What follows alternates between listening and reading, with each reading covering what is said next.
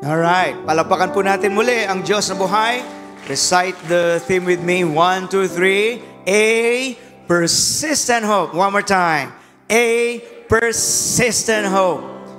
Tunog pa lang talagang palaban. Kumbaga, isang pag-asang pirme, isang pag-asang nag-endure, isang pag-asang hindi tumatanggap ng pagkatalo o pagsuko. So, and we're particularly focusing in the arena of prayer. So the message for today is the 3 levels of prayer. The 3 levels of prayer. And the verse is in Matthew chapter 7, verse 7 to 8. Ang sabi po, ask and it will be given to you. Jesus is speaking. Seek and you will find. Knock and the door will be opened to you. For everyone who asks, receives. He who seeks, finds. And to him who knocks, the door will be opened. The Lord bless the reading of His Word. So, magtiyaga sa mga bagay-bagay, magtiyaga sa pagtatrabaho, magtiyaga sa pagtataguyod sa pamilya, magtiyaga sa iyong pangarap. Mahalaga na i-apply ang pagtitiyaga kung gusto nating magtagumpay. That's very basic. And we're used to hear the word, kapag may tiyaga, may. Kapag walang tiyaga, ni ilalaga ay wala. So, talagang wala. Yung mga madaling sumuko, madaling mag-give up, they'll not reach higher heights of achievements in life. Yung madaling sumuko sa pag-aaral, hindi nakakatapos. Yung atletang madaling sumuko sa training, hindi mananalo. Yung isinusuko ang kanilang marriage life, madaling mawasak ang kanilang samahan. So, it should be something that we need to develop. But particularly, pagka sinabi nating persistence, especially in prayer, why are we focusing the discipline of persistence in prayer? Because of this. Kapag nagtagumpay ang Kristiyano sa larangan ng pananalangin, magtatagumpay ka rin sa lahat ng larangan ng iyong buhay Kristiyano. But if you fail in this arena, kahit pansamantala, nagtatagumpay ka materially and in some aspects of life, pagka you fail in this arena as a Christian, the arena of prayer, eventually, makikita mo naglalaglagan at madaling maalog yung iba't ibang antas o aspeto ng iyong buhay Kristiyano. So while we need persistence in the various aspects of life, I am focusing today kapag inilaban mo ang iyong buhay pananalangin, kaalinsabay ng buhay pagbubulay mo ng salita ng Diyos, these are basic, these are foundational in the Christian life, pero magugulat ka, as basic as they are, madalas pinababayaan ng marami. So kapag natuto ka na ilaban ang foundational na ito ng iyong buhay Kristiyano, maniwala po kayo, aapektuhan nito lahat ng aspeto ng iyong buhay. So it's just like a foundation. It's like a cornerstone in your desire to succeed and be blessed and have God's favor in your life. So that's why the greatest fight actually natin sa dyablo, okay lang sa dyablo ang ikay yumaman, basta huwag kang manalangin, huwag kang magbulay ng salita ng Diyos, at sige, magpakayaman ka because eventually you will experience yung corruption and moral decay. So, it's okay for the devil for you to prosper for as long as mapalayo ka sa Panginoon. But the Bible and prayer keeps us close to God. And when we do it, kahit na tayo may pagkakilala na sa Panginoon, whenever you pray, whenever you read God's Word, you reinforce your relationship with God. At hanggang yan ay matibay, everything will still be okay. So, persistence in prayer. While scripture memorization and meditation po are vital to a victorious Christian life, the same is said for a vibrant and virtuous prayer life. Vibrant ang ibig sabihin ay buhay. Virtuous, ibig sabihin ay matuwid at tama ang paraan ng iyong pananalangin. Because the content and the motive also is very important. So, hindi po gusto kong sabihin, hindi po lahat ng prayer ay nakakaabot sa trono ng Diyos. May mga klase ng panalangin sumasabit lang sa kisame at pagsasayang lang ng laway. So, yamang tayo mananalangin, and that it's a very important key. It's a kingdom key to unlock God's kingdom blessings. We better make sure that our prayer will be biblical, effective, and will give us breakthrough. So we're not just talking here of praying for the sake of praying. We want to experience biblical, effective prayer that will have results. Can we say aloud, amen? So, mahalaga ang Biblia, mahalaga ang buhay pananalangin, and as basic as this may seem, but we've got to refresh ourselves. God speaks to us through His Word.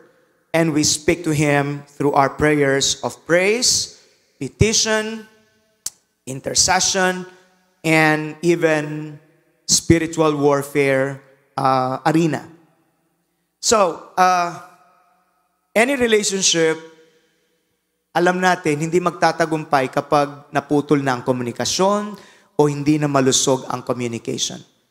Relasyong pampamilya, relasyong pangmag-asawa, relasyon sa kaibigan, it will not thrive without effective communication. We know that.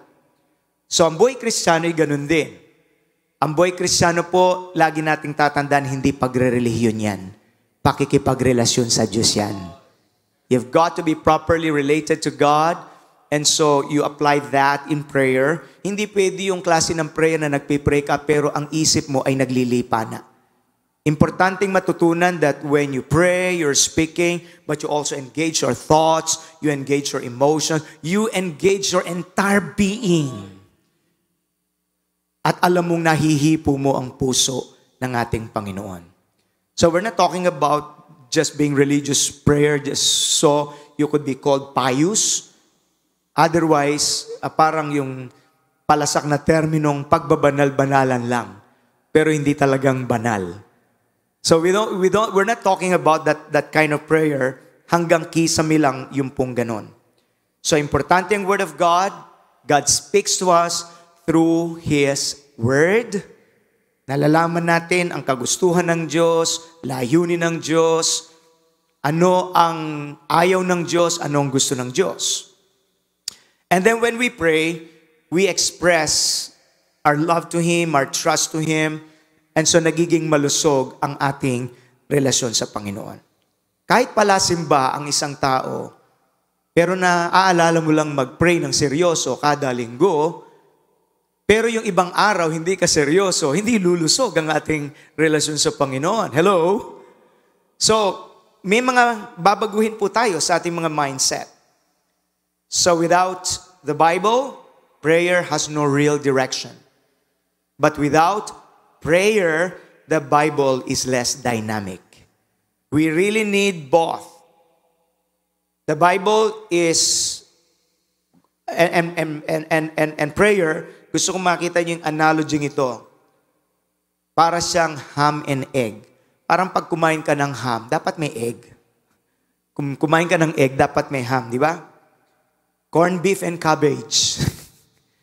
Okay, pag corned beef, masarap, may cabbage yan. Kung puro cabbage lang yan, mapait. Steak and potatoes. So the Bible and prayer go hand in hand.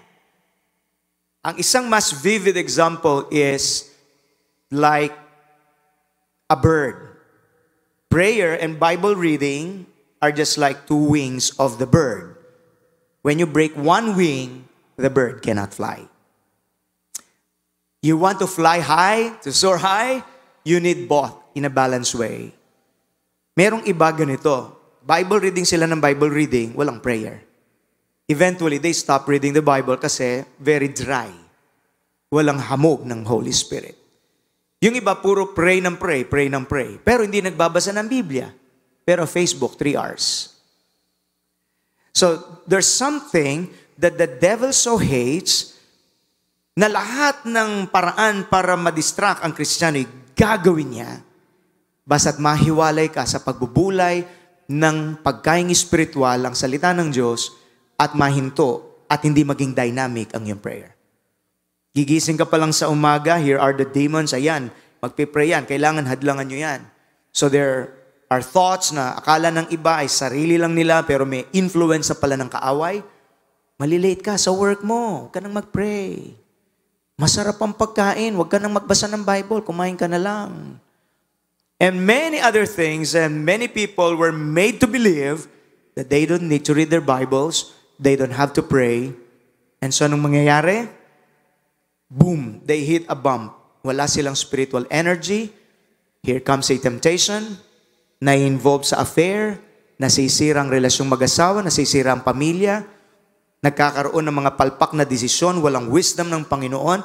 And so, ang layunin ng kaaway to steal, to kill, and to destroy, hindi halata, but that is what is happening to so many people. And it boils down to, wala ka ng spiritual energy. Nang tanging pagkukuhanan mo ay ang Diyos, ang kanyang salita, at ang pagtatap sa kanyang kapangyarihan through your prayer. Can we say amen? Purihin ang Diyos. Hallelujah. So, I will ask you today, kayo na lang ang sasagot sa sarili po ninyo, how is your prayer life? Pastor, ako, life na lang, walang prayer. Yan. So, ang layunin natin this whole month of September is to revitalize this very important dynamic, spiritual dynamic of prayer. And I will be challenging the congregation.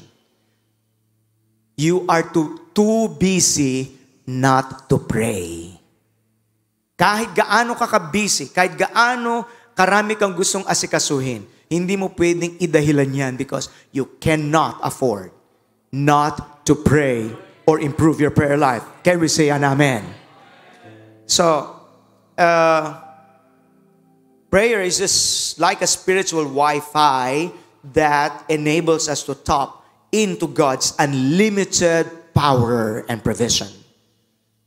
Yung mga gumagamit ng cellphone, computer in this internet age, you know what that means. Na kahit gaano kataas ang kalidad ng yung cellphone, pag wala kang Wi-Fi, hindi mo magamit yung mga magagandang features niya. Same is true.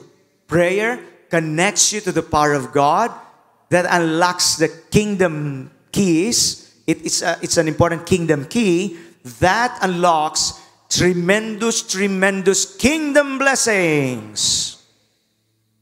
So who wouldn't want that? Why exchange ang mga inio-offer ng mundo cheap imitation when you can have the real thing?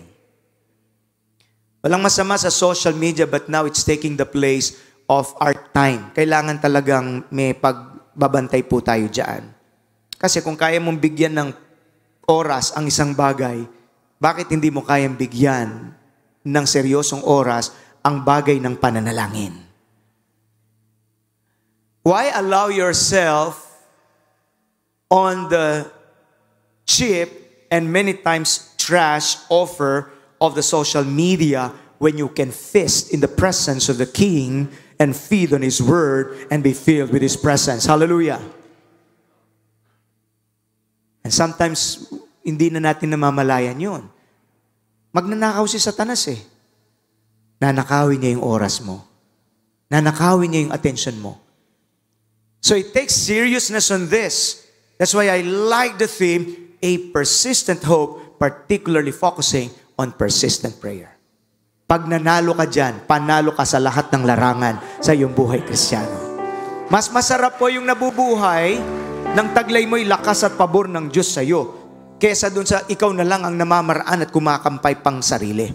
Mabigat ang buhay.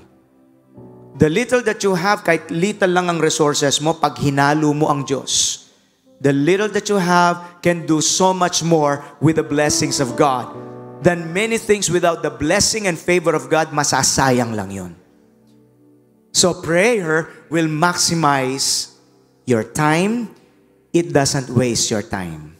Because you'll be more productive, you'll be more fruitful. Now, sa Sermon on the Mount, kasi po yung Matthew chapter 5, 6, 7, okay?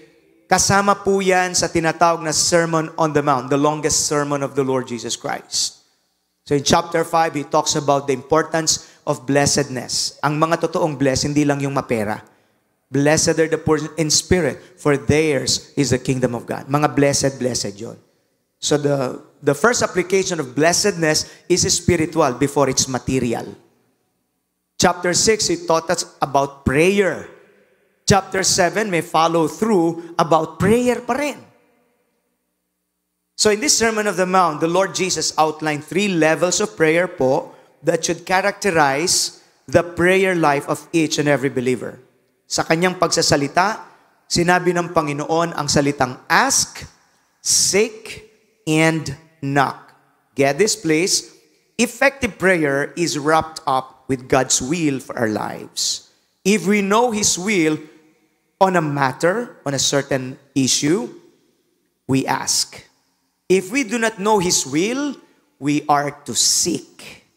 If we know His will, but the answer has not come, we are to knock until the door opens. So these are levels of prayer. Ang akin pong personal na panalangin bilang inyo pong kapatid, bilang inyong pastor, I am praying that this month of September onwards, palalimin ng Diyos ang ating buhay pananalangin. Kind of prayer that will give powerful results. So, many believers never rise above the first level of prayer, which is asking. Yung iba nga ni asking, hindi pa rin alam kung paano. They ask God, but they ask God for the wrong things. So, others do not rise to the level of seeking, much less to the level of knocking. They easily give up. Kaya sabi ng Panginoon, men ought always to pray and not give up. Kung meron kang i-give up sa buhay mo, kailanman hindi prayer. Kasi pag hindi mo give up yan, magtatagumpay ka talaga. Pag give up mo yan, anumang kampay mo sa buhay, hindi ka magtatagumpay. So that's how critical it is. So effective prayers are those that beseech the throne of grace on these 3 levels. Gusto kong ipaliwanag at idiin that you can really not ignore this aspect. So the first one, the first level, the level of presenting a petition. Ask and it will be given to you. So sa mga nagtitake notes, maganda nagtitake notes tayo. Lagi ugaliin po natin yan in our Sunday preaching. Pag nakalimutan ng memorya, hindi makakalimutan ng notebook. Somebody said that note takers are history makers. Okay? Use your cell phone, use your notebook or whatever. Ang ibig sabihin po ng petition, it's a request made for something desired, especially a respectful or humble request, as to a superior or to one of those in authority. A supplication or prayer. Madaling salita, ito po ay isang mapagpakumbaba at magalang na paghiling sa isang nakakataas. So, imaginein po natin ngayon, ang prayer is that you cannot demand from God. You request. That's the word petition. Dito pa lang, we can talk a lot. Anong posisyon ang tama? Kasi may posisyon na hindi ka diringgin ng Diyos. Example, posisyon ng kataasan. God hates the proud, but He gives grace to the humble. Lumalapit pa lang po ang tao, naaamoy na ng Diyos kung may pride or true humility eh. Akala ng iba, si Satanas ang humahad lang sa prayer nila. Hindi nila alam mismong ang Diyos na ang talagang hindi sumasagot sa kanilang prayer. So, the motive here is very important. The manner is very important. And then the content of what you will pray is also very important. It's not just praying for the sake of praying. Okay? So, petition. Petition, a respectful manner ng paglapit po sa Panginoon. May galang, may pagpapakumbaba, may katiyakan, banal na katiyakan, at may pananampalataya. So, simply put, a prayer petition is a respectful request from God concerning something desired. Pinaka-basic na kahulugan ng prayer petition. So we must ask. The point here is the principle of asking. Nag-aanyaya ang Diyos. Baka hindi mo nararanasan ang pabor ng Diyos kasi hindi ka humihiling. You're just assuming. Yun lang isang pasya, napakalaking bagay po yung hingin mo ang basbas ng Diyos. Kesa dun sa pasya ka lang ng pasya at nag-a-assume ka baka sakali. Napakahirap mga pa sa buhay. Masarap yung may gabay sa buhay. So ironically, as simple as this may seem, some find it difficult to practice asking. And it's rooted in pride. We think we know it all. We think that everything we do is totally okay. Samantalang maliwanag po sa Biblia, Proverbs 14:12. Pag wala sa PowerPoint, paki-flash sa media format. What does Proverbs 14:12 says? There is a way that seems right before the sight of man, but the ends thereof are the ways of death. May bagay daw po na tila bagatama sa mata ng tao, pero ang dulo ay kapahamakan. It pays to pray. It pays to seek God. Alright? So, there are those who are too proud or too self-sufficient na sign na diskarte lang ng diskarte sa buhay to ever ask anyone or anything. That has some place. Ayaw nating magpa-burden sa kapwa, so that has a very good place. But then there's also what we call the pride of unshared burden. Na masyado kang self-sufficient. Okay? Wala sa lugar ang hiya. That's in Galatians chapter 6, carry one another's burden. In fact, kapag nag-pray po tayo, hindi po yun pabigat sa Diyos. Katunayan, sabi niya, kung nabibigatan ka sa buhay, cast all your cares unto Him. For He cares for you affectionately, and He cares about you watchfully. Ang pagkakaiba ng mundo at ng Kristiyano ito, ang sabi ng mundo, I'm on my own. Pero ang Kristiyano, I'm not alone. I have a God who cares for me. And believe me, He cares about every detail of your life. Maraming scriptures ask God about anything within the parameters of His will. He's concerned to your health. He's concerned to your relationships. He's concerned to your future life partner. He's concerned about your profession. He's concerned about your business. Now think, kung ang lahat ng aspetong ito ng iyong buhay, idinudulog mo sa Diyos at ibinababa niya ang kanyang pagpapala, hindi pwedeng hindi ka magtagumpay sa buhay. Purihin ang Panginoon. Principle of asking. And then it shall be given, the Bible said. So, that's in 1 Peter chapter 5 verse 7. Look at another verse. Alam na natin yung Matthew 11:28. Come to me, all you who are weary and burdened, and I will give you rest. So, kaya last Sunday, the Holy Spirit led me to declare, hindi ka abala sa Diyos. Pag may kabigatan ka, lumapit ka sa Kanya. Hindi ka abala sa Panginoon. It melts my heart every time I think it, Lord, thank you. Hindi kami abala sa iyo. Unlike sa ibang tao, tawag ka ng tawag, wari hindi naririnig, pero andun siya, hawak niya yung cellphone. Hindi sumasagot. Bakit? Ginagawa mo rin yun eh. Minsan, ang Panginoon hindi. Call unto me, and I will answer you. And I will show you great and mighty things that you know not. Jeremiah 33 verse 3. Called to be the spiritual telephone number of the Lord. Call to me and I will answer you. Masarap isipin, Lord, thank you. Hindi ako kabigatan sa iyo. Hindi ako abala sa iyo, Panginoon. And He has time to listen. Alright? Proverbs 15:8. God cannot stand pious poses. So, iwasan lang yung hypocritical prayers, pa-impress prayers.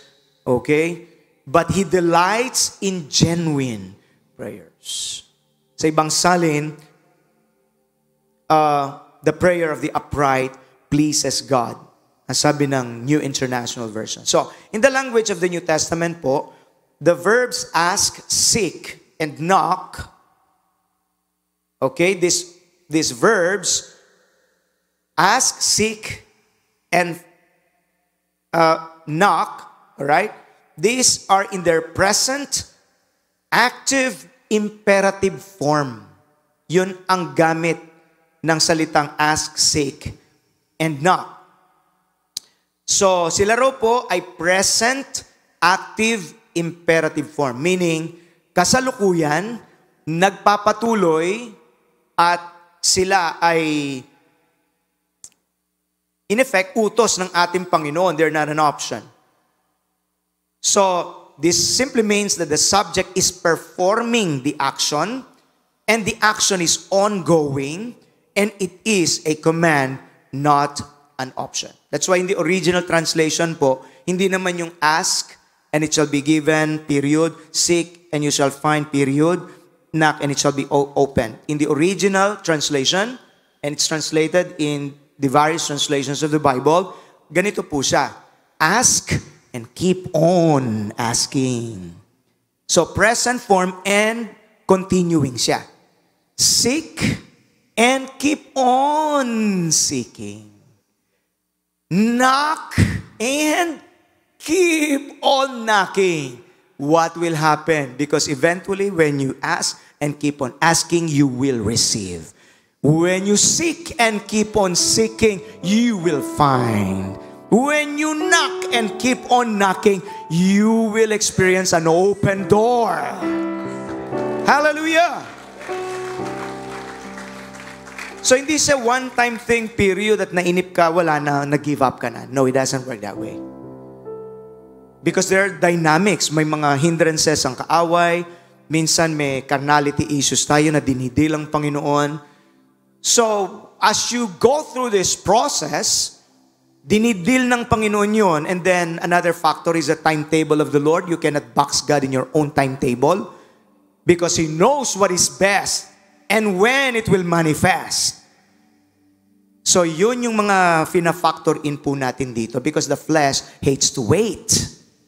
The flesh wants to easily give up. Pero ang pagtuturo sa atin ng banal na kasulatan, the ways of God are different than the ways of man. Okay? So, the Lord Jesus Christ is really encouraging us. So, on this first level of prayer, believers ask and have the promise of God that they will receive. Kapag po nalaman na natin ang kalooban ng Diyos sa isang bagay, hingin mo ito ngayon ng may kumpiyansa sa iyong puso nang may katiyakang ikaw ay tatanggap. Okay? Huwag kang hihingi sa Diyos ang hindi niya kalooban. Yun ang ibig sabihin. Let's look at 1 John chapter 5 verse 14. Yung iba nadidisappoint, hindi dininig ng Diyos. Baka yung hinihiling mo, hindi kalooban talaga ng Diyos, ikaw lang ang may gusto. Mamaya, we will elaborate para na sa ganun hindi tayo ma-prostrate. But look at 1 John chapter 5 verse 14. It says, we are confident that He hears us. He hears us whenever we ask for anything that pleases Him. Sa ibang salin, New King James Version please. If we ask anything according to His will. So kung hindi niya kalooban na mabuti sa atin, hindi talaga niya ibibigay yan. Tayo man, mga magulang na nandito, hindi lahat ng hinihiling ng anak mo, basta mo ibibigay. 5 years old, hihiling, Mommy, give me 1 million pesos. 5 years old. Gusto manghingi ng 1 million kay Mommy. Kung mayaman si Mommy at nakita ng bata na may kapangyarihan ng pera na bumili ng mga bagay na gusto niya ng lollipop. At kinukulit ka, Mommy, give me 1 million. I want to buy many lollipop. So, may sariling mundo ang mga bata eh. Yung magulang na nagmamahal sa kanyang mga anak, you will not, of course, give that. Wala pa sa edad niya, mapapahamak siya dun sa ganong presyo. And sometimes we're just a spiritual 5 years old. Pinipilit ang isang bagay na sa tingin natin masisiyahan tayo at maliligayahan tayo, pero mapapahamak pala tayo. God in His mercy because He loves us, that's not according to His will. So first, ascertain na ang hihingin mo sa Diyos ay ayon sa Kanyang kalooban. Then, you can have the confidence, hindi pwedeng hindi tugunin ng Diyos ang iyong kahilingan.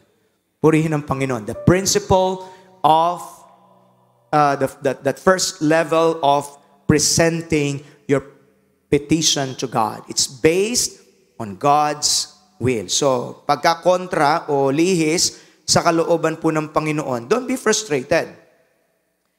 Example, kasi in retrospect, kapag tinitingnan ko itong dynamics na ito, quite honestly, I praise God in retrospect. I praise God that He did not answer all of my prayers. Kasi pag nireview ko yung ibang prayers ko nung ako'y batang Kristiyano, I have some, forgive me for my word, some stupid requests. At buti na lang hindi pinatulan ng Panginoon yun. I praise God, hindi niya pinatulan ang prayer request ni Elijah nung sabi niya, gusto ko nang mamatay, Lord. Buti na lang, hindi pinatulan ng Panginoon. Sabi ng Lord, pagod ka lang, Elijah.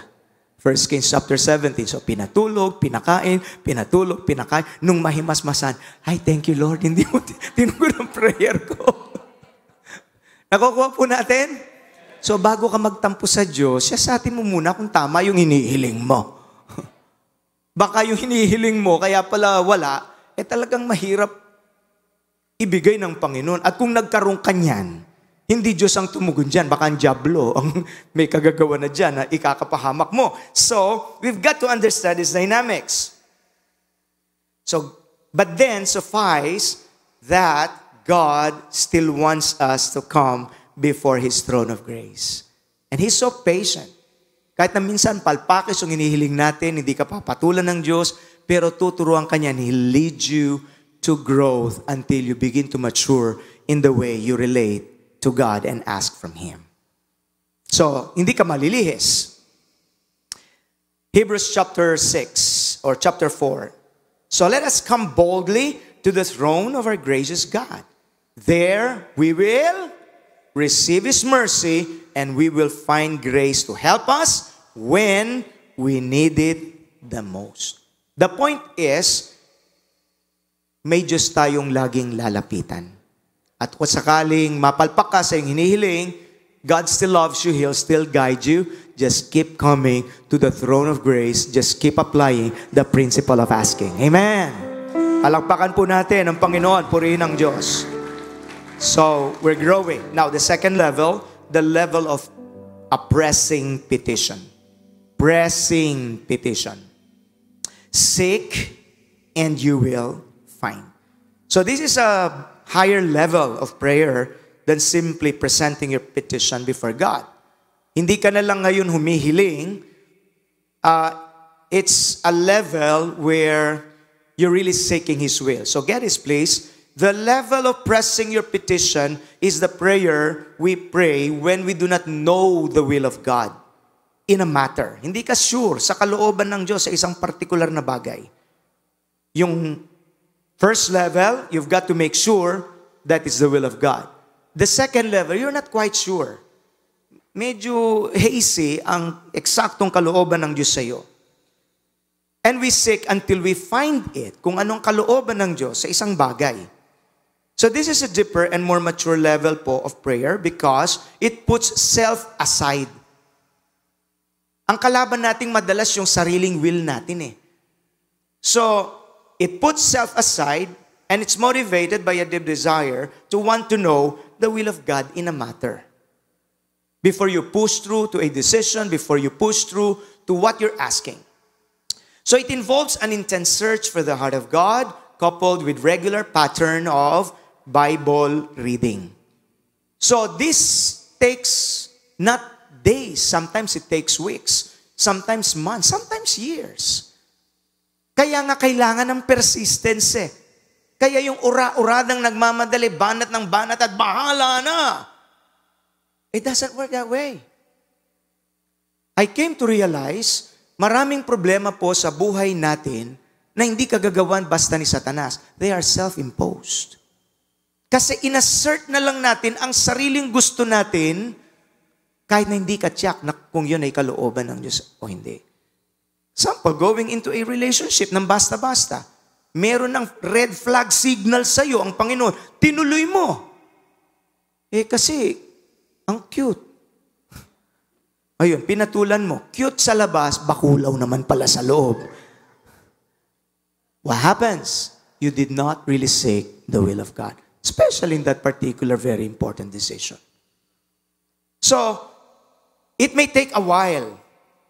Kaya ang sabi ni Apostle Pablo, be rooted, let the word of Christ dwell in you richly in all wisdom. So this is a combination of praying and Bible reading, because if a matter is not clear to us, minsan may confusion, may puwersang kaaway, but as you keep on praying, as you keep on reading God's word, unti-unti confusion is being pushed out. Unti-unti lumilinaw ang isang bagay. Unti-unti nadarama mo, ito ang kalooban ng Panginoon. And then safe for you to go and push through into that direction. Nawawalang dynamics na ito. You know why? We're always in a hurry. Okay? So we keep on seeking with an intensity that goes far the level of simply presenting our petitions. At ang pangako po ng Diyos, mauunawaan mo ang kanyang perfect will. Yung iba, they settle for a permissive will when you can experience the perfect will of God. So this is where you improve your decision and you will have fewer regrets in life. Maraming tao po ngayon, hirap silang umunawa, buhol-buhol ang buhay ko, bat-bat ako ng utang. Ang mga relasyon ko hindi malulusog. So hindi nila alam anong tumatama sa kanila. Pero tira pa rin sila ng tira, lalong nagkakabuhol-buhol ang buhay. Tayo muna. Nawawala sa iyo yung asking and seeking. Gusto mo ng shortcut. So balikan mo ito, at pagkatapos yung iba with their self-imposed decisions that causes them problem, bandang dulo, sisisihin pang Diyos. O lalo kang pinatatawa mo ang kaaway. Samantalang ang Panginoon, ito ang plano ko sa iyo, anak. Ang ganda ng plano ko sa iyo. But you've got to seek me. The perfect will of God is for those who seek God's will. Praise God, praise God. Hallelujah! So, how does this work out in some actual dynamics of life? For instance, one of the major issues, among others of course, yung pagpunta ng pamilya sa abroad, that's a major decision. Don't rush. Really pray. Hindi yung nabalitaan mo lang si kumpare, ay ganun ba? Ay, tira ka na rin. Ano nagmo-motivate sa'yo? Inggit. Nainggit ka lang. Marahil sa kumpare mo, kalooban ng Diyos, pero hindi automatikong kalooban ng Diyos sa'yo. I know of some people nag-abroad dahil sa inggit, ayun, nasira pati ang pamilya. That's an example like Lot.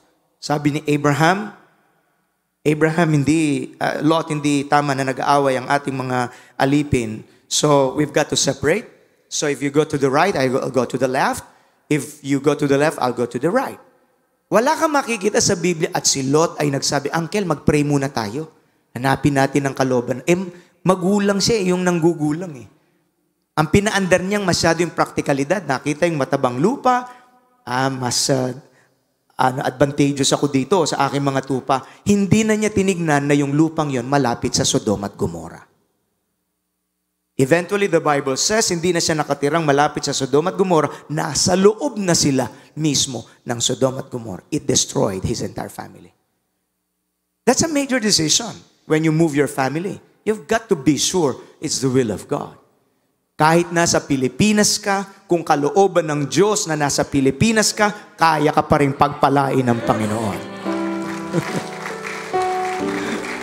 And I'm not saying na automatic na hindi kalooban ng Diyos na mag-abroad ka with your family. Pero huwag kang mag-operate sa inggit. Mag-operate ka by making sure, Lord, thank you for revealing your will for us. Another major decision. Para lang, the Bible is the most practical book that you can ever read that will really give you wisdom. Another major decision po is choosing a life partner. Naku, major decision yan, yung pipili ka ng mapapangasawa mo sa buhay. So I'm not talking here about the 14-year-old young people. Aral muna kayo, mga anak. Time to learn muna yan. Hindi pa yan time to enter into a relationship. Madalas yung marinig yan. Time to learn, time to earn. Magtrabaho ka muna. Lakas ng loob mong pumasok sa relasyon, wala ka pang trabaho. Establish yourself first. Be dignified. Then time to enter into a relationship. So, I'm talking here to those who are in the marriageable age na mga young adult natin. Mga 20 plus, ganyan. So yun, may somehow established na yung profession and all of that. So how do you apply that? Okay? So that's a major decision. Kasi totoo, pag nagkamali ka, just like hell on earth. Pag naging tama, it could be heaven on earth. Pili ka. Okay? So, don't enter into a premature relationship. Make sure na kalooban ng Panginoon. So, for instance, you're in the marriageable age. And you're saying, Lord, I want to settle down. Yan. At tulungan ko ng pamilya ko. Hindi yung pagkatapos kong mag-graduate, nag-asawa agad ako, kinalimutan ng pamilya. Napaka-ethical naman nun. Alalahanin mo naman ang hirap ng yung mama at ng yung papa. Okay? Let's be like Ate Dory na pangako niya, pagka-graduate ko, Anya, dahil nakita kong hirap ng magulang ko, hindi ako agad mag-aasawa. Nakakasaludo ang ganong klaseng mga kabataan. Yung hindi lang iniisip ang sariling kaligayahan, iniisip pati ang pamilya nila. Yung iba kaya hindi agad makapag-asawa, tinutulungan yung kapatid na makatapos din ng pag-aaral. Right? So, tumulong ka sa family, you're established professionally. Lord, I want to settle down. Yan. Mag-aasawa na po ako. Ang sunod na tanong, sino? Alam nga naman kahit sin Lord, maging sino man siya, masyado namang desperadong. So dito na pumapasok yung specific aspects. So you're not quite sure. You know that you're in the marriageable age, it's the will of God. But then the next thing is who? Who? Papaano kung malalaman, pastor? Kaya ka nga mananalangin. So you will begin to seek God and then unti-unti God will open up your understanding. He'll give you signs. He'll give you His Rhema word. At may peace check. Kesa dun sa lundag ka ng lundag, kaya palit ng mga relasyon. Why? You're just after your own will. You're not really seeking the will of God. Napansin ko yung mga marunong manalangin, they are proactive. They are in the preparation stage as opposed to those who are just reactive, who are just in the repairing stage. Mas mainam yung preparing kesa puro ka repairing. Because when you are being prepared, and how does that happen? When you seek the will of God, you are preparing yourself. That's the proactive way. Most likely, you will have a very good decision. Everybody say, preparing, not repairing. Palakpakan natin ang Panginoon. Purihin ang Diyos. That's the wisdom. Now, for those of you who are married, wag na kayong magsisi. Nandyan na yan. Just live to God your relationship. Walang imposible sa Lord. Kasi minsan may nagpa-counsel, Pastor, palagay ko po hindi kami will of God ng misis ko. Ilan ang anak nyo? 5. Nakalimang anak na, hindi para will of God yun. So that's just the flesh talking. That's not the Spirit of God talking.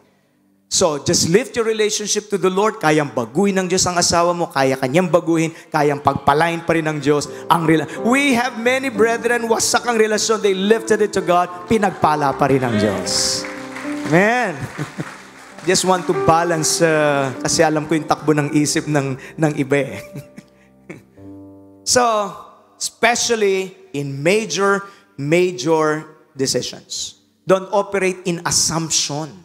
Na lagi ka lang nag-a-assume na palagay ko ito na, tingin ko ito na. No, seek the will of God. In fact, I would go further into saying, malaking bagay, maliit na bagay, kilanlin mo ang Panginoon. Kasi may iba, itatanong lang sa Diyos pag major issue, pag tingin nila, small issue, hindi na itatanong sa Panginoon, like entering with a business partner, And kilala ko naman ito all right naman but you did not pray. Hindi mo in-apply yung Proverbs 3:5-6. Trust in the Lord with all your heart. Lean not on your own understanding. In all your ways, not in some. Not just in big issues, but in all your ways. Acknowledge Him. Igalang mo siya. And the Bible says, He will direct your path. Preparing is better than repairing. Nagpatianod ka, tingin mo, mabait, yung pala, may nangyayari na sa puso niya. Ayun, niloko ka, tinakbuhan ka. Yung pinaghirapan mo, biglang nawala. But once you learn this principle, may check sa spirit mo And God will be gracious to you. Pero kapag nanguna ka, para mong sinasabing, Lord, I know better than you. Sometimes God will back out Pababayaan ka niya. To teach you a lesson na napakahirap ng kilos ka lang ng kilos na hindi ka na sumasangguni sa Panginoon. Sa ibang salin po, ang ganda. Ang sabi ng ibang salin, and He will direct your path, no? Ang sabi ng ibang salin. In other translation, it says, and He will crown your efforts with success. So, for me, I would take the proactive step. I will not be in a hurry. If I'm not sure that this is the will of God, especially in a major disease, I'll stop. I'll keep seeking His will until I will find it. Look at Romans chapter 12, verse 1-2. So don't operate in just assuming. Okay? Therefore, I urge you, brothers, in view of God's mercy, to offer your bodies as living sacrifices, holy and pleasing to God. This is your spiritual act of worship. Everybody, verse 2, do not conform any longer to the pattern of this world. Huwag mo nang gamitin yung ways of the world. Talagang papalpak ka doon. But be transformed by the renewing of your mind. And listen, this takes time. The renewing of your mind takes time. How? Praying, reading His Word. Praying, reading His Word. Asking, seeking, knocking, and then reading His Word. And then your mind will be transformed. And then lilinaw ang isip mo, you'll be able to test and approve or know what God's will is. His good, pleasing, and perfect will. Purihin ang Diyos. So, hindi lahat ng nagmamabilis ay madaling makakarating sa kanilang pupuntahan. Nakarating ka nga sa isang lugar, pero mali pa lang napuntahan mo. Akala mo yun yung gusto mong puntahan. So, mas mainam ang humihimpil, nagsisik until you get a clearer picture of God's will for you. So, prayer then is not just about getting what you want from God. It is first about seeking God's will in everything. Submitting everything to God's will and then asking God for anything according to His will by His grace. So, mapalad yung hindi flesh ang pinangunguna because you may not be aware, akala mo spirit pang nagsasalita sa iyo, flesh na lang palang pinakikinggan mo. So it takes a while for you to hear clearly the voice of the Lord. So look at the model prayer of the Lord Jesus Christ. Diba? Ang una, Our Father who is in heaven, holy is your name, your kingdom come, your will be done. O, ang tagal bago ka dumating dun sa give us this day our daily bread. Please don't start your prayer, Lord, I need this, I need that. That's a prodigal son's prayer. An entitlement prayer, a demanding prayer. Katulad ng prodigal son in Luke chapter 15. Ama, total, kayo po ay mamamatay din at total, ibibigay mo ang mana namin, i-advance mo na. You know the story. Ang bait naman ng father na yun. So I'm beginning to think, what convinced him na pagbigyan yung anak? Probably, tinitrick siya ng anak na gusto ko mag-invest ng business, dad, and total ganyan-ganyan, i-advance. I don't know. But that is the prodigal son's attitude of entitlement. Don't pray the prodigal son's prayer. Don't start your prayer with pengi noon, pengi niyan. Naiiba ang tono ng Panginoon, nagiging pengi noon. It's good that we ask, but start your prayer with acknowledging God. submitting to the will of God, submitting to the rule of God in your life until your mind clarifies the will of God, and then give us this day our daily bread. Maniwala po kayo, walang ipagkakait ang Diyos na kabutihan para sa kanyang mga anak. Purihin ang Panginoon. He's our loving Heavenly Father. So this is the time to check our prayer. Baka may naging habit ka, na kasanayan mo, mga naging attitude na laging lumulusod because you're not aware already on how you pray and the content of your prayer. So next Sunday, kung lolobin ng Diyos, I'll still handle the preaching. Because I really have a burden. Nanggigigil ako kapag meron akong nakikitang mananampalataya, dapat living victoriously, pero nadadaig ng kasinungalingan ni Satanas. We are bound to live victoriously because you are now a child of God. Hallelujah! Let's stop just receiving the lies of the enemy. Oh, halimbawa po nito ng mga misled prayer. Lord, papanalunin naman niyo ako sa loto. Naku! So, definitely that's not the will of God. Gagawin mo pang kakutsaba ang Diyos sa sugal. At hindi sugarol ang Diyos. Hindi siya sugarol. Pagpapalain ka ng Diyos, pero sa paraang hindi ka mapapahamak. Lord, papanalunin mo naman ako sa sweepstake na to. Okay? Huwag mo nang itanong yung katabi mo kung tumataya pa siya. Because a wrong prayer, kung sakaling masagot yan, hindi Diyos ang sumagot yan. Hindi ka itutulak ng Diyos sa sugal. Not everything that appears to be an opportunity is automatic the will of God. Sometimes what appears to be an opportunity, listen, is actually a temptation from the devil. I'll give everything to you, Lord Jesus. I'll give the world to you. Just worship me. Seeming an opportunity. Pero itataya mo ang iyong kaluluwa. At mapapalayo ka sa Diyos.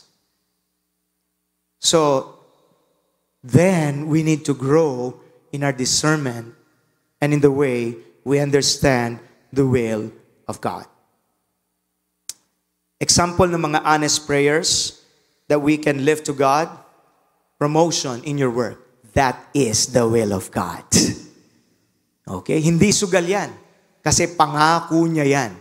Ang sabi ng Panginoon, those who will honor me, I will honor them. Promotion.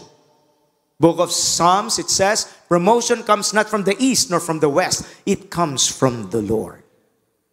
Ang way ng mundo, mambalya, manira para makuha ang promotion, that's the way of the world. The way of God's word, keep giving your best and keep seeking God, keep pleasing the Lord. I've heard of testimonies, hindi siyang pinaka-most qualified, pero dahil nakuha niya ang pabor ng Diyos, the Lord promoted him or her to that position. And believe me please, pag ang Diyos ang nag-promote sa iyo, kahit baltaking kang pababa ng iba, they cannot do it because it's God's hand that is holding you in your office or in your situation. Pero kung ikaw lang at paraan ng mundo, nambalya, nanira, sumipsip, or what, a little madali kang magiba. Iba ang paraan ng Diyos, ibang paraan ng mundo. Seeking God's will. Panalo ka lagi dyan. Purihin ang Panginoon. Purihin ang Diyos. Healing is God's will. Salvation of your loved yan. Hindi mo yan tinatantanan sa pananalangin. It's the will of God for your loved ones to come to the saving knowledge of Jesus. Huwag mo silang isuko sa panalangin. Keep on seeking God. Blessing in your relationship. God's favor in your profession. So, lahat ng napakamagaganda, bakit hihiling mo yung hindi maganda? Mag-focus ka dun sa tama, dun sa maganda, and then you can have the confidence that God will be hearing your prayer. Balikan ko yung life partner, kasi talagang major decision yun eh. I really praise God that I did not miss God's blessing for me. My dear wife, Dr. Lillian.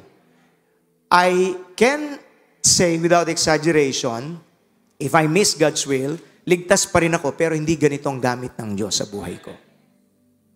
Kung pumato lang ako sa damdamin ko basta-basta, back then, at pinatulan ko yung, kung sakaling may gusto ka, baka siya mismo ang hadlang sa panawagan na ng Diyos sa buhay ko. So, it pays to seek the will of God. Yung iba, pwede rin lagyan mo ng specific. Lord, if it's your will, gusto ko po sanang maka-life partner, yung may musical talent. That's okay. If it's your will.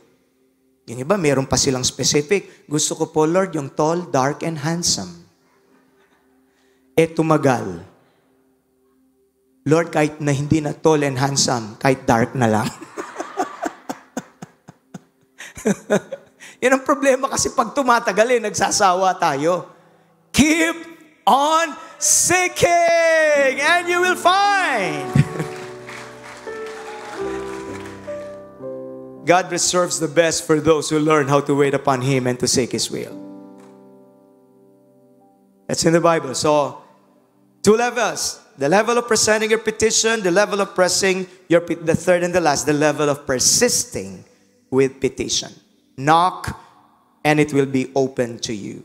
So when you reach this higher level of prayer, it becomes readily apparent who is really serious and who is not. Talaga bang seryoso ka sa kalooban ng Diyos? So to keep on knocking requires tremendous perseverance. Dito na nagkakatalo ngayon. Dito na nagkakalaglagan. Luke chapter 11, the Lord told a story about the friend at midnight preached by Pastor Albert last Sunday. Okay, don't easily give up. Get this, please. We pray on this third level of persisting with a petition when we feel certain we know the will of God. Tsaka, maliwanag na, kalooban ng Diyos in a matter but have not seen it come to fruition as yet. You're sure it's the will of God, but it's not yet manifesting. So we keep on asking. That is what you need to keep doing. Keep on seeking pa rin. Keep on knocking pa rin. And hold on to the promise that in God's perfect time, it will be opened to you. Hindi naman lahat naging agad-agad father of many nations si Abraham. We know his story. Along the way, nainip. So, nagbunga ng mali. They thought that they began to interpret the promise of God according to their own carnal understanding. Yun ang nagkakatalo pagka tumatagal na Doon ka tetestingin ng Panginoon. That's the time that you have to die to yourself. You have to kill the flesh. Because the flesh really doesn't want to wait too long. Nakinig sa advice ng asawa na si Sarah. Palagay ko, babe. Sabi siguro kay Abraham, ang ibig sabihin ng Lord that we will have a child ay sa magitan ng aking katulong. Iskandalo ang nangyari. Si Hagar. And then Ishmael was born, the son of the flesh. Hanggang ngayon, tiniksalaman yan. Ishmael is the father of the Arab nation at marami sa kanila kaaway ng Israel. Kasama dyan na ang Iran at Iraq. Okay? But God is so gracious. Hindi niya tinapon si Abraham. Ganun naman ang Diyos. He'll give you another chance. And then Abraham grew in faith. And then one day when he's ready, he's no longer operating in the strength of his flesh, but purely in the power of God by putting his confidence not in his flesh, but in the power of God. Then here comes Isaac. Alam nyo, kapag matindi ang plano ng Diyos sa iyo, ihahanda ka muna talaga ng Panginoon. He'll deal carnality. He'll deal character flaws. Are you ready for this? Because many people today, they ask God for success at kakapilit and they're not ready. At nagkaroon sila ng success and sometimes it's not even the way of God. When success comes, success destroyed them. So God has to prepare your character first. Kasi pag matindi ang ibibigay ng Diyos sa'yo, dapat handa ka pag dumating yan. So you just keep on knocking. You keep on refusing the flesh. Kaya Jesus said, if any man wants to come after me, let him, number one, deny himself. Carry his cross and then follow me. Yung nagmamadali, madalas laman at paraang panglaman ang ginagawa kasi naiinip. But you have to keep on refusing the flesh, refusing the way of the world, refusing carnal desires, hanggang sa pag-ready ka na at nakita ng Diyos, you pass that test. You pass the wilderness test. You pass the rejection test. You pass the discouragement test. You pass the waiting room test. And then when God says you're ready, He will surprise you. And when it comes, it will not destroy you. It will glorify God. Purihin ang Panginoon. Hallelujah! Tell your neighbor, it's time to grow. Okay? So lalo na sa arena ng pananalangin. Because we live in a microwave era where everybody's in a hurry. Kaya nausong microwave kasi nagmamadali tayo. Okay? We have become impatient and we really hate to wait. And many people want things right now. Nabubuhay tayo sa ganung panahon. And we've become too entitled as though the world revolves around us. Sa mga anak po ng Diyos, we really need to develop the virtue of waiting upon the Lord and trusting in His ways, including His timeline. At gusto ko pong idiin, waiting upon the Lord is not a passive activity na wala kang gagawin. Hindi.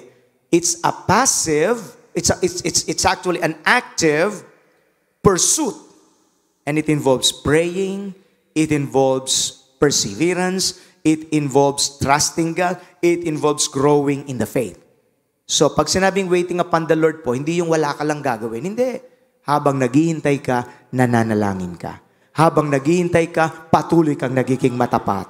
Habang naghihintay ka, patuloy kang nanguhumawak sa pangako ng Panginoon. And then there's a tipping point in the spiritual realm. When it's God's time, it will not be a second late. Because it's God's perfect timing. Kung sakali man na si Joseph, pagpunta niya sa Egypt, kung pinaalam agad ng Panginoon kay Jacob na buhay pang kanyang anak, may posibilidad na mabulilyaso ang plano ng Diyos kay Joseph. So even to some of the most select servants of God, there are times, minsan hindi nire-reveal ng Panginoon ang ilang bagay. Jacob na ito kahit na ikaw ay lingkod na ng Diyos.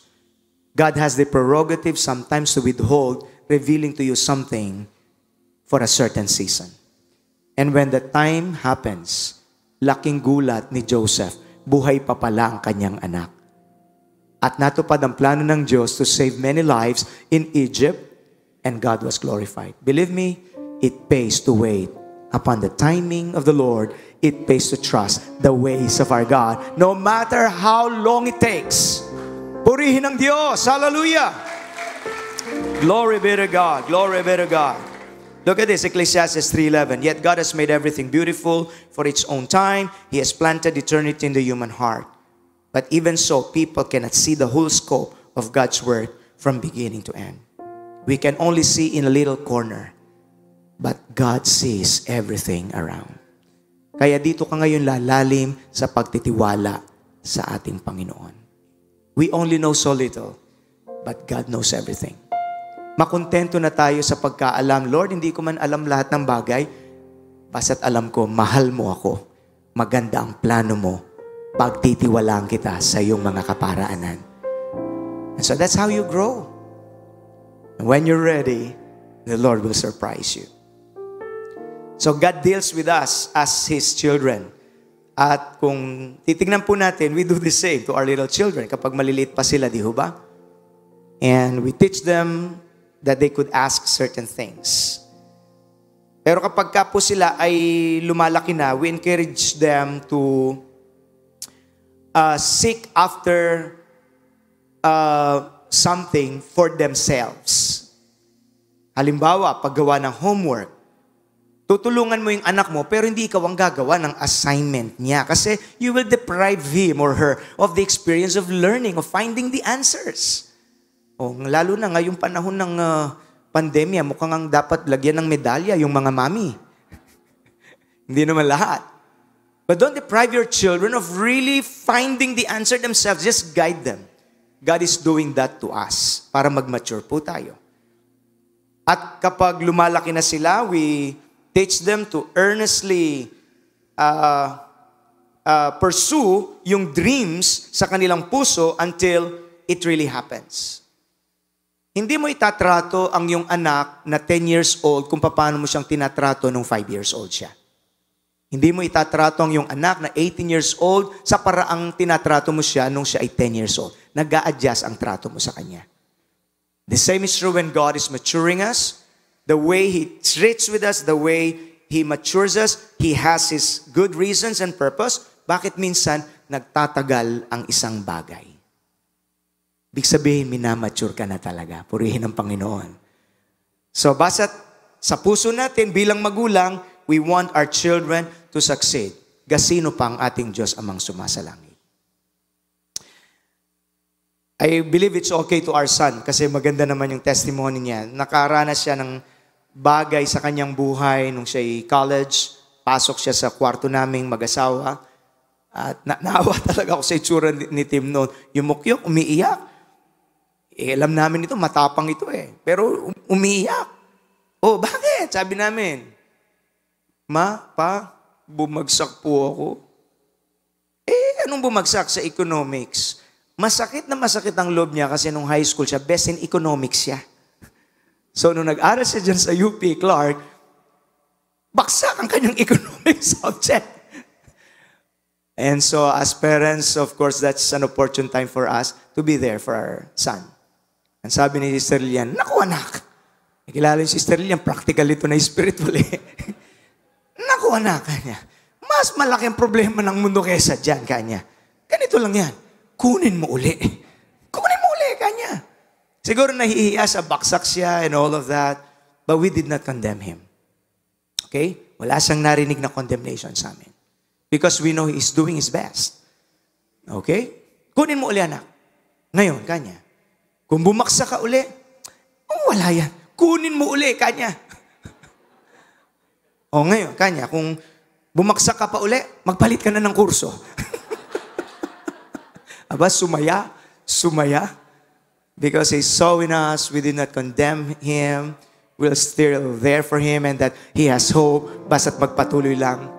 Awa ng Diyos nakatapos bagamat nauna yung mga kasabayan niya, pero nung matapos siya, isa siya sa best paper. And then when he enrolled in a management training sa isang bangko, isa siya sa mga nangunguna. And then that set his career with the blessings of God. He's now working as a banker. Huwag nyo nang itanong ang sweldo. And God is blessing him by the grace of God. So I'm thinking, kapag bumagsak tayo, I want to tell you, God is not condemning you. God is saying, bangon anak, bangon ka. I'll still be there for you and I'll teach you. And God is treating us that way. So wag kang patatalo sa kaaway na wala ng pag-asa. We have a loving Savior. Glory be to God, glory be to God. Hallelujah. The level of persisting with petition.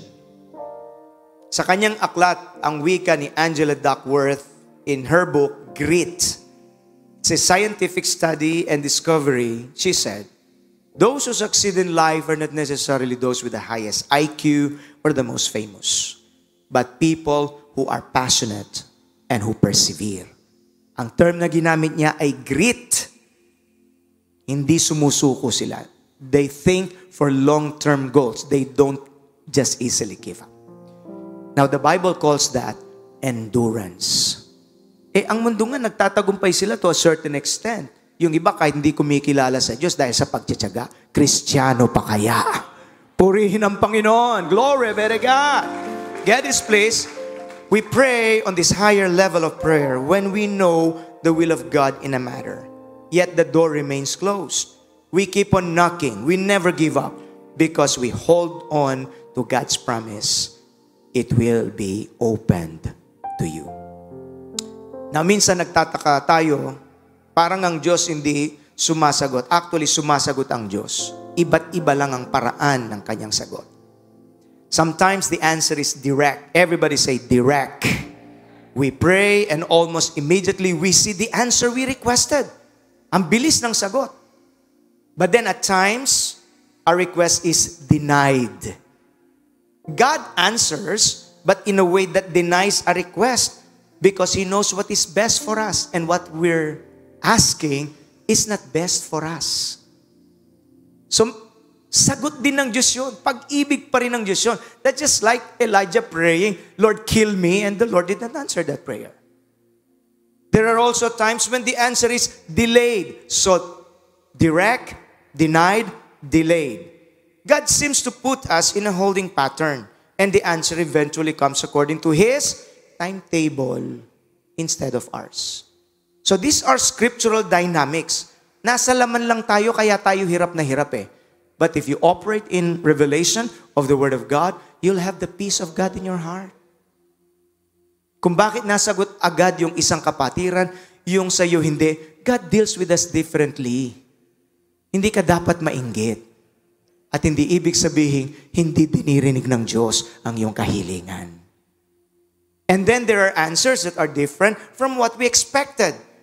Just because God answers our prayers in a different manner than we anticipated does not mean our prayers are not answered. Kasi minsan meron tayong ekspektasyon na baka lumabas ka doon sa mas tumpak na layunin ng Diyos sa iyo that would connect you to the next stage of His will for your life. So, ang mga nakakaunawa nito, you will no longer live in regret and blaming and victim mentality. You will have that peace in your heart. I know kung ang Diyos ganun ang galaw sa buhay, iba ang galaw ng Diyos sa buhay ko. And I'm trusting my God because He is my God. Glory be to Jesus. Glory be to Jesus. So, as we reflect on these verses this week, meditate on these 3 different levels of prayer. Kung nasan tayo, let's improve, let's grow, and see what God will do. Okay? Don't simply ask, but seek. And yes, keep on knocking and never give up. Ang kanyang pangako, it will give unto you. You will find the door will be open. Tumayo po tayong lahat sa presensya ng Diyos. So I believe these are the times that God is saying, it's time to persist in prayer. Huwag mong pagsawaan yan. Ituloy-tuloy mo lang yan. In fact, do it every day. Not just every Sunday. Say, mag-set ka ng time, I'll start 30 minutes prayer. Okay? Pwede 15 minutes prayer, 15 minutes Bible reading with journaling. And then progress. 20 minutes prayer, 20 minutes journaling. And then progress. 30 minutes prayer, 30 minutes Bible reading with journaling. Do it every day. Kahit walang agad-agad resulta.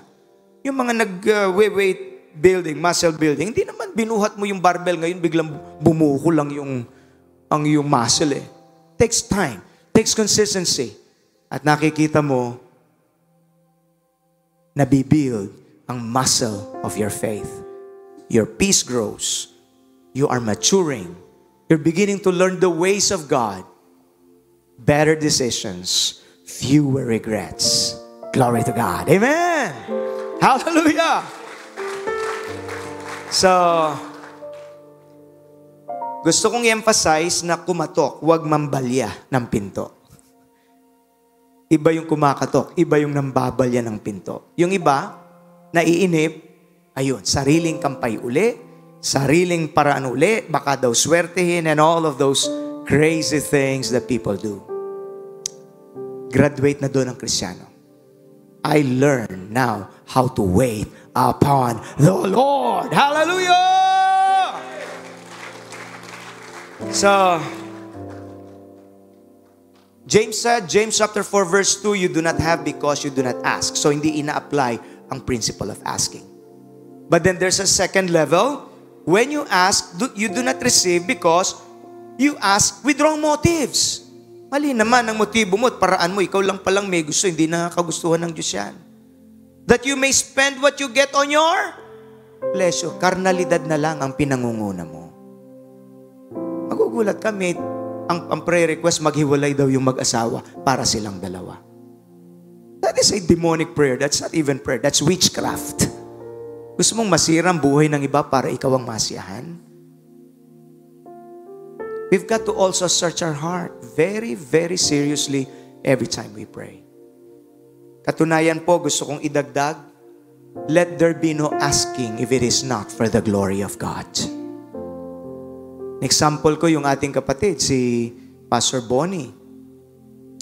May burden siya sa church. Wala pa pong aircon, walang building. Sabi niya, Lord, hindi kami makapayag na hindi namin maranasan yung blessing sa aming church at ang mga pamilya. One of our pillars. Payamanin mo mga JIL na kapatiran, Panginoon. That's his prayer. At Lord, wag mo po akong kakalimutan. Isama mo po ako. It's an honest prayer.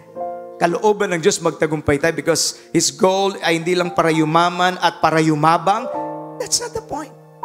Gustong yumaman kasi gusto maging channel of blessing sa kingdom expansion. It's for the glory of God. Gusto ko yung idinagdag niya sa dulo. Sabi niya, pero Lord, kung makikita niyo po na kapag yumaman ako, yayabang ako, makakalimot ako, wag na po, Panginoon. He touched the heart of God. And he was tremendously blessed. His entire family was blessed. Kasi ang tunay na panalangin, hindi yung binabaluktot mo ang kamay ng Diyos. Real prayer is trying your best to touch the heart of God. Because when you're able to touch the heart of God, then He will move His mighty hand. When the mighty hand of God moves, the mountains will be removed and miracles will happen. Glory be to Jesus. Glory be to God. Kulang ang preaching na ito pag hindi ko sinabi yung naramdaman ko when we were in Canada. At masagana ang lugar, pero may napansin po ako. Namamatay yung ibang churches. Nagbebenta ng facilities. Sa ibang church, ang pinaka-youngest nilang membro, 53 years old. Nilalamon ng kamunduhan ng maraming young people nila. There are churches that are doing good, pero imagine closing a church. Ang nagdadala ng revival, napansin ko, mga Filipino churches, mga ibang lahi, okay? And they're bringing revival in Canada. So napagtanto ko, ang prosperidad pala, pwedeng maging pagpapala, pwede ring maging sumpa. Pagpapala yan hanggang hindi ka nakakalimot sa Diyos. Sumpa yan kapag kinalimutan mo ang iyong Diyos. So I'm going to read to you this very important reminder in Deuteronomy just to balance this preaching that we keep on seeking, we keep on knocking, we keep on asking. Look at this, Deuteronomy chapter 8. Be careful to follow every command I'm giving you today, so that you may live and increase and may enter and possess the land that the Lord promised on oath to your forefathers. So hindi maramot ang Diyos. Dakilang kanyang mga pangako. Remember how the Lord your God led you all the way in the desert these 40 years to humble you and to test you in order to know what was in your heart, whether or not you would keep His commands. He humbled you, causing you to hunger and then feeding you with manna, which neither you nor your fathers had known, to teach you that man does not live on bread alone, but on every word that comes from the mouth of the Lord. Which, by the way, the very verse quoted by the Lord Jesus when He was tempted by the devil in Matthew chapter 4. Your clothes did not wear out and your feet did not swell during these 40 years. Parang sinasabi ng Diyos, nagkulang ba ako sa inyo? Know then in your heart that as a man disciplines his son, so the Lord your God disciplines you. Verse 6, observe the commands of the Lord your God, walking in His ways and revering Him. For the Lord your God is bringing you into a good land, a land with streams and pools of water, with springs flowing in the valleys and hills, a land with wheat and barley, vines and fig trees, pomegranates, olive oil and honey, a land where bread will not be scarce and you will lack nothing, a land where the rocks are iron and you can dig copper out of the hills. Maraming minerals, maraming natural resources. When you have eaten and are satisfied, praise the Lord your God for the good land He's given you. Now, verse 11, tignan nyo ang tono. Be careful that you do not forget the Lord your God, failing to observe His commands, His laws, and His decrees that I am giving you this day. Otherwise, when you eat and are satisfied, when you build the houses and settle down, magaganda ng bahay nyo. May kotse ka na. Magagandang nangyayari sa iyong kabuhayan. And when your herds and flocks grow large, and your silver and gold increase, and all you have is multiplied, na-bless ang negosyo mo. Then your heart will become proud, and you will forget the Lord your God, who brought you out of Egypt, out of the land of slavery. He led you through the vast and dreadful desert, that thirsty and waterless land with its venomous snakes and scorpions. He brought you water out of hard rock. He gave you manna to eat in the desert, something your fathers had never known, to humble and to test you, so that in the end it might go well with you. You may say to yourself, my power and the strength of my hands have produced this wealth for me. Yumabang ka na, magaling talaga ako eh. But remember the Lord your God, for it is He who gives you the ability, in other translation, power, to produce wealth, and so confirms His covenant, which He swore to your forefathers as it is this day. If you ever forget the Lord your God and follow other gods and worship and bow down to them, I testify against you today that you will surely be destroyed. Like the nations the Lord destroyed before you, so you will be destroyed for not obeying the Lord your God. The word, remember the Lord your God, is mentioned twice in verse 2 and 18. The word, do not forget the Lord your God, was mentioned 3 times, verse 11, 14, and 19. What's the point? Here's the point. The most important thing in life is not receiving God's blessings, but remaining faithful to Him and in His words, regardless of your situation, and then everything will just follow. Hindi maramot ang Diyos, pero ayaw niyang mapahamak ka. So tama ang prayer ni Pastor Bonnie. Kung yayabang lang ako, kung ako'y lalayo sa'yo, wag na po, Panginoon. He touched the heart of God. Nalugod ang Diyos, He received His breakthrough. I can sense in my heart, magbabago ang spiritual na klima sa iyong buhay at sa iyong pamilya. God will really bless you tremendously, mga kapatid. But please be reminded of this reminder. That Lord, no matter what happens for me, ang pinaka-importante ay ang mahalin ka, maging matapat ako sa iyo at sa iyong mga salita. If today you have attended this service in person or online, and there are some things in your life, sariling paraan mo na lang pala kasi naiinip ka. It's not too late. Some of you may be in a wrong relationship, or you are in a relationship and you're doing things na hindi pa para sa mag-asawa. You're not pleasing the Lord. Do things God's way. Maniwala po kayo, dakila ang naghihintay para sa iyo. Purihin ang Panginoon. Amen? Now one of the very important part of prayer is surrender. Everybody say surrender. Submission. Humility. Focus on that. Focus on that. Kasi, our Father who is in heaven, holy be your name, your kingdom come. Paghariin mo ang buhay ko. Ayokong maligaw, Panginoon. Your will be done, not my will, Lord. Later, we're going to sing a song at my phrase, trusting you and not myself will always lead to blessing. Not my will, but yours be done. Kapag nasanay ka ng ganon, napakasarap mabuhay, habang nagtitiwala ka sa ating Panginoon. Your head is bowed, your hand is lifted before Him. Sharava kreveriante. Sharaba. Some of you feel that you're being overwhelmed by your situation. Lalapit ka sa Panginoon. And for some of us today, maybe you're in a situation na parang nagtatagal ang kasagutan sa iyong panalangin. Huwag kang huminto, huwag kang mag-give up. And for many of us, I believe God's message to you, it's time to refuel your prayer. Every day of your life, allot a time to seek God. Ilaban mo yon, bantayan mo yon. And you always start your prayer by surrendering your all to Him. Sing that song with me as a prayer.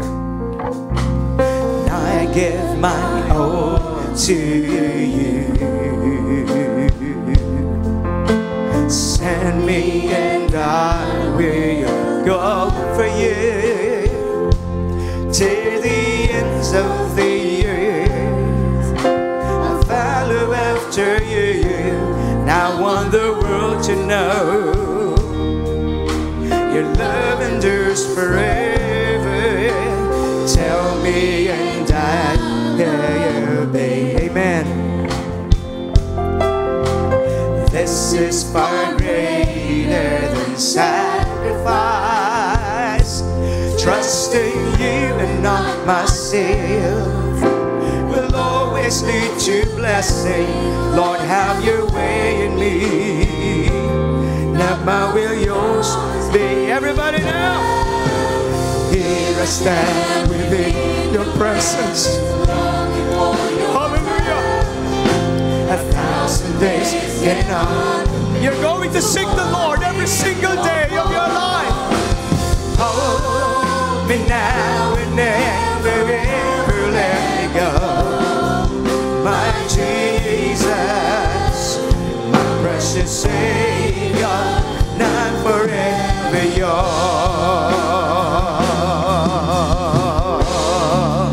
Tell me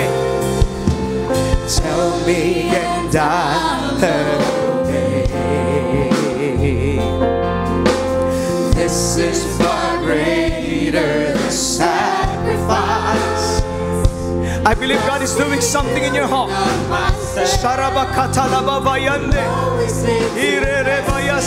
Lord, have your way in me. Not my will, yours. Come on, sing out. Here I stand within your presence, longing for your touch. 1,000 days cannot compare to one day. Never miss a day without seeking help. Let me go. My Jesus, my precious Savior, not forever yours.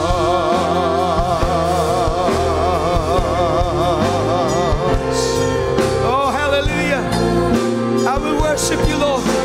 I will worship you while we're waiting. And I will worship you forever. And I will worship you. And I will worship you forever. I will worship you. I will worship you, Lord. And I will work. Come on. I know you can sense His mighty presence. I will worship you forever. And I will worship you forever. Oh, here I stand. Here I stand within your presence, longing for your touch. 1,000 days cannot compare to one day. Hold me now. Hindi ka niya bibitawan. My Jesus, my precious Savior, and I will worship you forever. Now, come on. Now forever yours. Worship you forever. I will worship you. And I will worship you forever. I will worship. And I will worship you forever. I will worship you.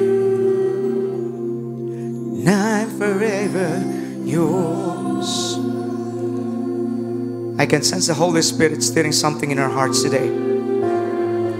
He's reviving our prayer life, our hunger for Him. Gusto ko po sanang magtanong, kailan yung huling panahon hinahanap mo ang Diyos ng may kataimtiman at luha at buong puso? Ibalik mo ang mga panahong yon. Huwag mong ipanakaw sa kaaway ang iyong oras. Fight for your prayer life. See what God will do. Your hands lifted before Him. Would you follow the simple prayer of committal? That song tells us, I give my all to you, Lord.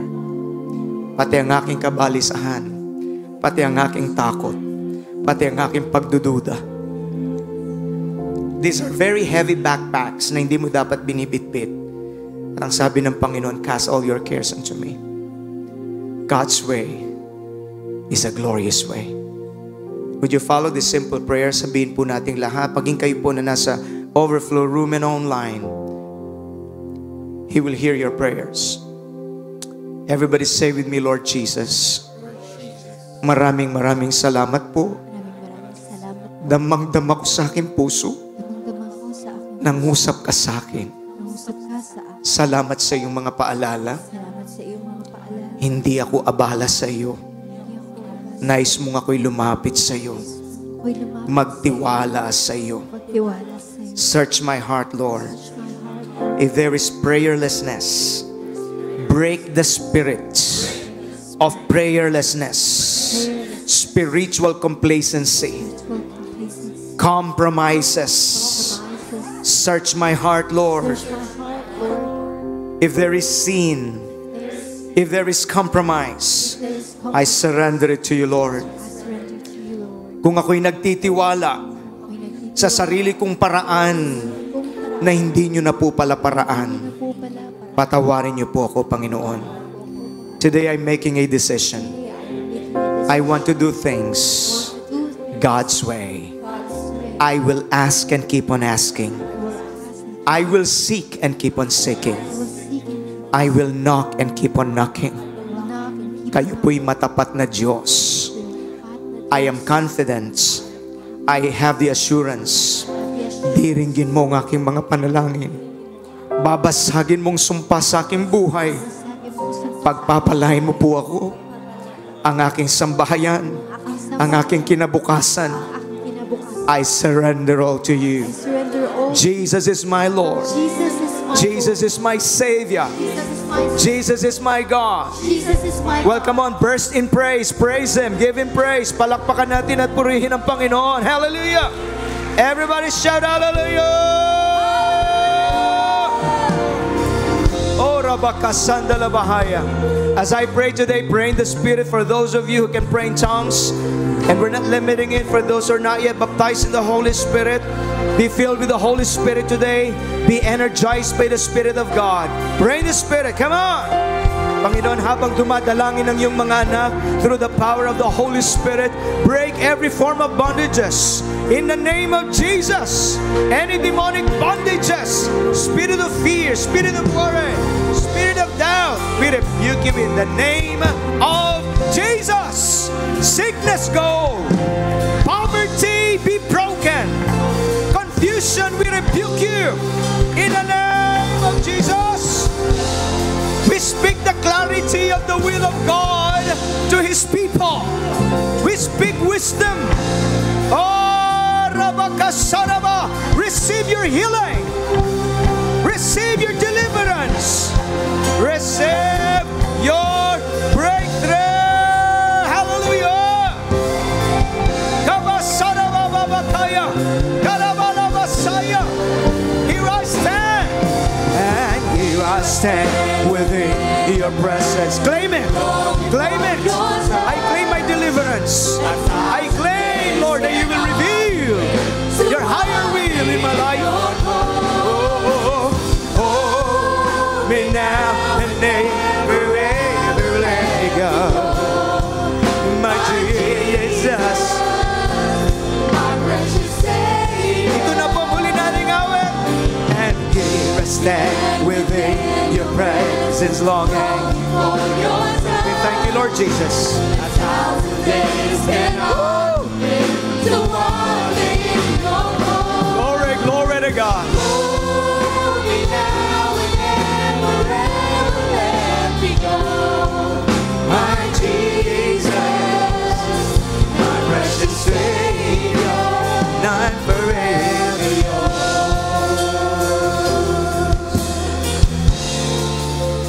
Oh, glory be to God.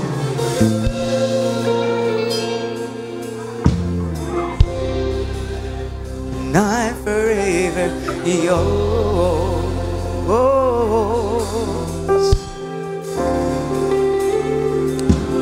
Karabashaya. I know you're being filled with peace and joy and assurance in your heart. Sino pong naniniwala, may ginawa at patuloy na may gagawin ng Diyos sa kanyang buhay this month of September and onwards.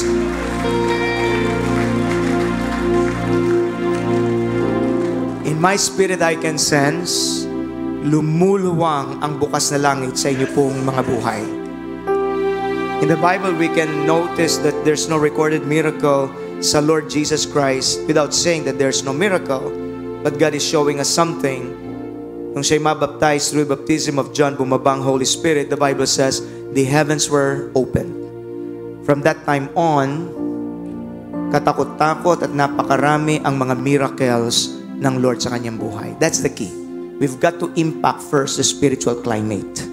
Ang paglutas ng problema, hindi karnal, spiritual. That's the root. When you attack the problem in the spirit, nabibreak yung mga bondages, nagiging bukas ang kalangitan, gagaang ang ating buhay. Purihin ang Panginoon! Pakibulong sa iyong katabi, ihanda mo nang yung patotoo. Because I really feel with all of my heart, patitikman ka ng Panginoon ng kanyang kabutihan. How many of you believe that? Amen! Lift up your hands for the final pastoral benediction. We thank you, Lord, for your reminders today. We thank you for encouraging us to level up our prayers. Selyuhan mo po ang iyong mga salita, O Diyos. We thank you so much, Father God. We thank you so much, Lord. We thank you so much, O God. Thank you for the sealing power of the precious, holy, Holy Spirit. The Lord bless you and keep you, cause His face to shine upon you, give you His shalom. The Lord bless you indeed and keep enlarging your territory. His mighty hand to be upon you and protect you from all evil. The love of the Father, the grace of our dear Lord and Savior Jesus, the sweet fellowship of the Holy Spirit be upon us all, now and forever.